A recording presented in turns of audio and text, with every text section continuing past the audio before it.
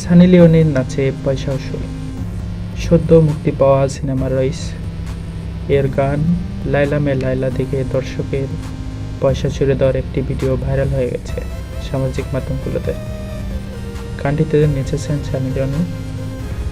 বহু প্রতীক্ষার পর বুধবার মুক্তি পেয়েছে শাহরুখ খানের রইস।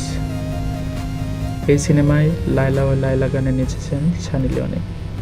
মুক্তির প্রথম দিনেই বাজিমাত করা সিনেমাটির এই গান দারুণভাবে গ্রহণ করেছেন ভক্ত অনুরাগীরা।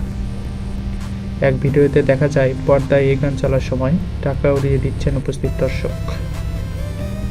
ইন্ডিয়া টুডে জানায় সানি লিওনি নিজেই এই ভিডিও সামাজিক যোগাযোগের মাধ্যমে দিয়ে নিজের বিস্ময়ের কথা প্রকাশ করেন।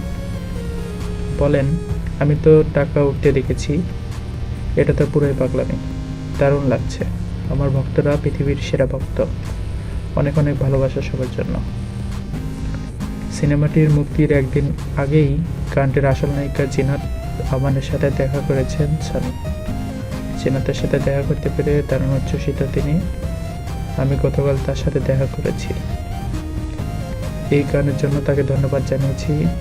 তিনি যদি এই সময় অসাধারণ গানটি আমাদের উপহার না দিতেন তাহলে আমিও এই গানে নাচতে পারতাম না। এই অনুভূতিটা ভাষায় প্রকাশ করার মতো না। আরও সংবাদ জানতে আমাদেরকে সাবস্ক্রাইব করুন। ধন্যবাদ।